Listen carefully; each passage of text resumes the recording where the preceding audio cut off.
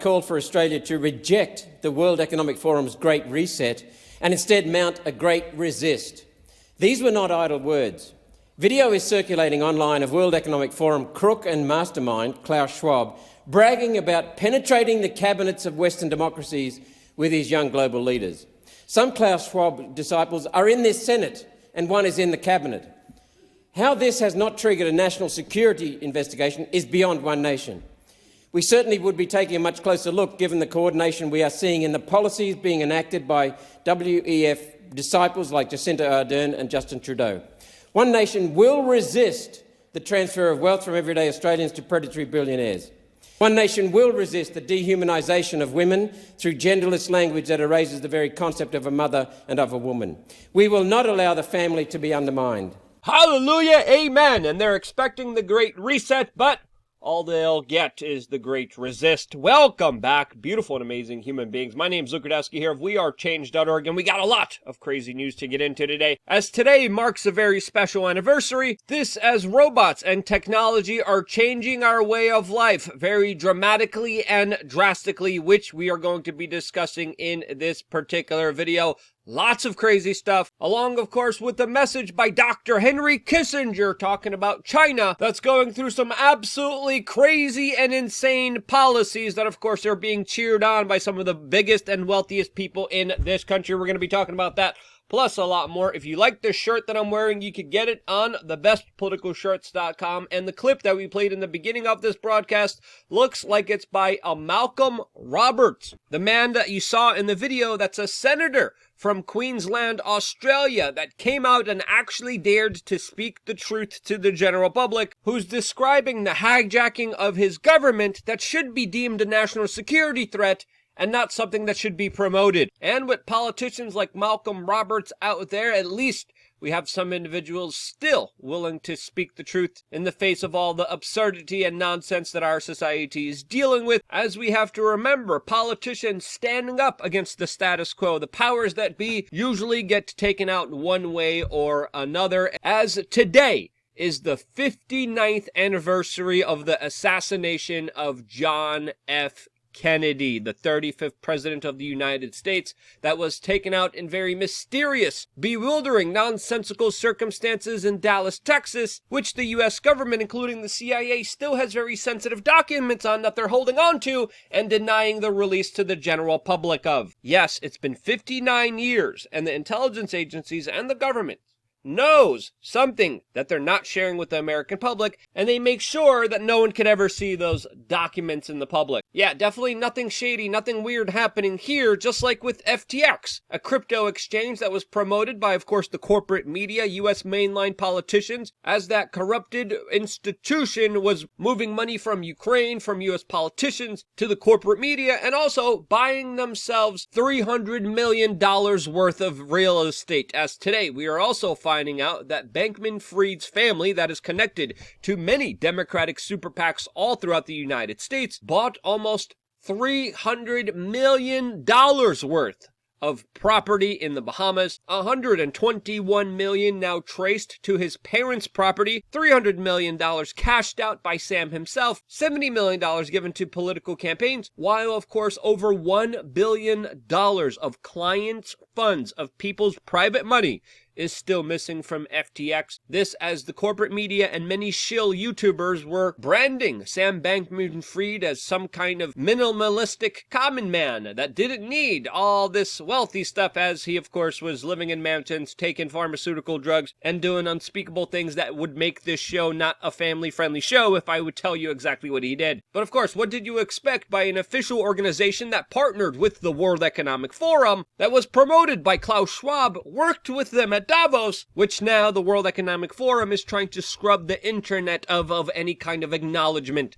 All of this as Klaus Schwab has been calling for a global government, along, of course, with many of his puppets, many of his young leaders that he has infiltrated many governments of, including, of course, the government of Australia, which we talked about earlier, the Canadian government, the American government, the French government, where recently Emmanuel Macron called for also a world government. And what better way to indoctrinate and take over the commons and the local government and centralize it in their hands than, of course, influence the modern education system, which many people are correctly calling an indoctrination system, as today we're finding out from Yahoo Finance that a lot of parents' organizations are pissed off at Mark Zuckerberg and Bill Gates' collaboration at, quote, restructuring the education agenda. Now, if you remember historically, it was robber barons like David Rockefeller that created our modern education indoctrination system that made children essentially very good slave workers. And now I think it's fair to say that Bill Gates and Mark Zuckerberg are also trying to reach a very similar goal of compliance, which now has parents' organizations actually coming out and saying, hey, these guys poured hundreds of millions of dollars into our education and students are becoming dumber. IQs are dropping, test scores are getting lower, children are being taught critical race theory, social emotional learning, instead of, academia?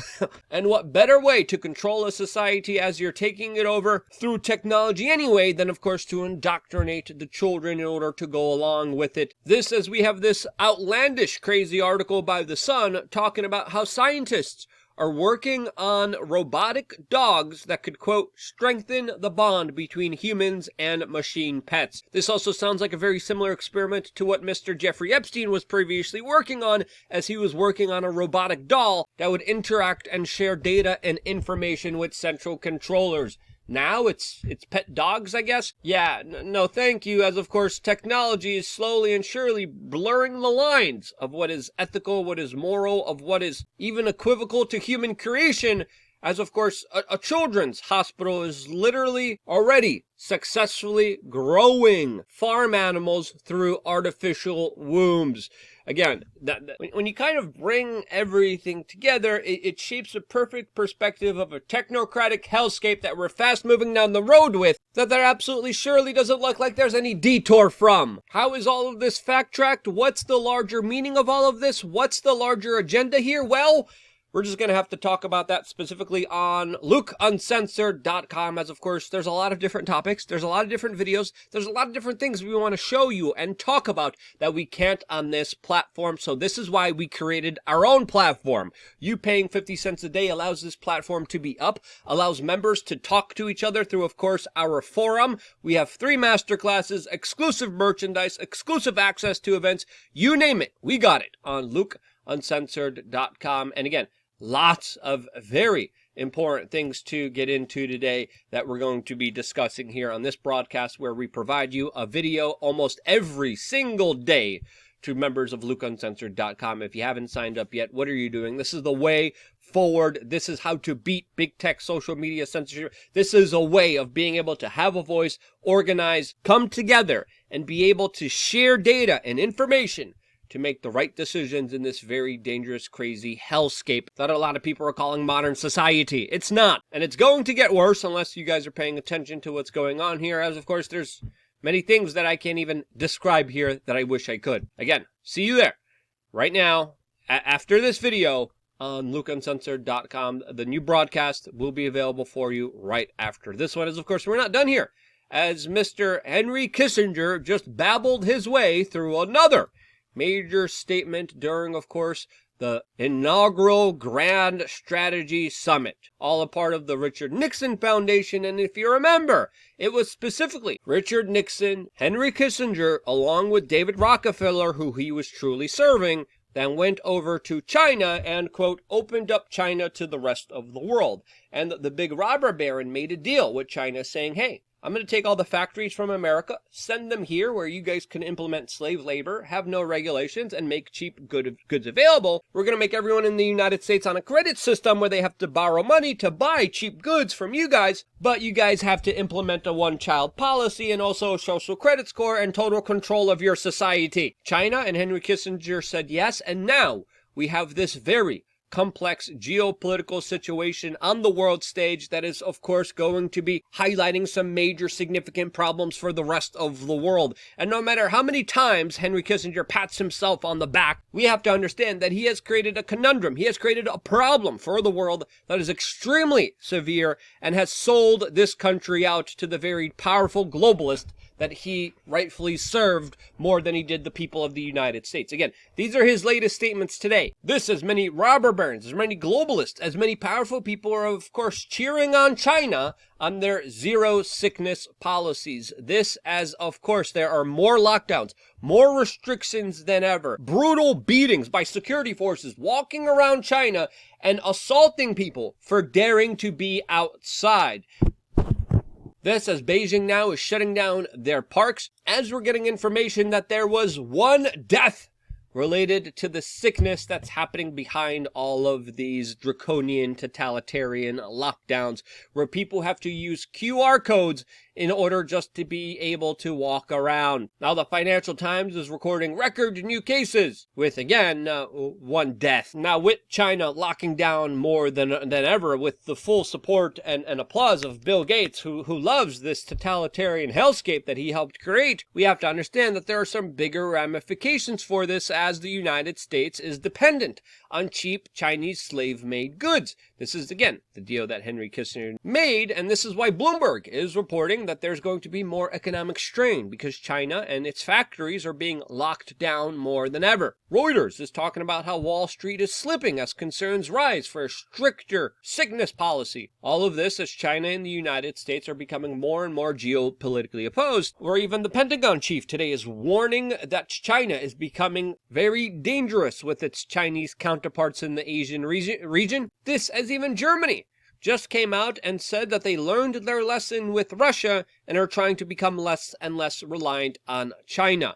We also have to understand that right now, this is a lesson that the United States is not adhering to personally themselves, as of course the United States is very dependent on China, especially with the larger pharmaceuticals, supplements, medicines coming from that country that the United States is still dependent on. This, as China sees a larger break potentially happening between the East and the West, as they have been stockpiling gold and cutting their dependence on the US dollar. This, as the conflict in Ukraine has, of course, put the East and the West at odds with each other. China has a very complicated situation because they also had a very strong alliance with Ukraine. They had a lot of business deals with them, but they're also opposed against the West with Russia. So this is a very complicated situation for them. This, as the United States has just announced another $4.5 billion in U.S. aid to Ukraine coming in the next few days. Now, as we keep spending our money and being more and more dependent on China, as China lockdowns and restricts human life in their country with globalists cheering them on, this, as the world faces the biggest prospects of not just economic downfall and war, we have to congratulate Henry Kissinger for creating this horrible situation that he is fully responsible for. And as many people deem him a diplomatic genius, he is more of a haggard buffoon and loyal servant of the super rich, which he has made even richer while screwing everyone else over. So, yeah, thank you, Dr. Kissinger, for providing us with this horrible situation that you now pat yourself on the back of. Again, incredulous is one word I can think of.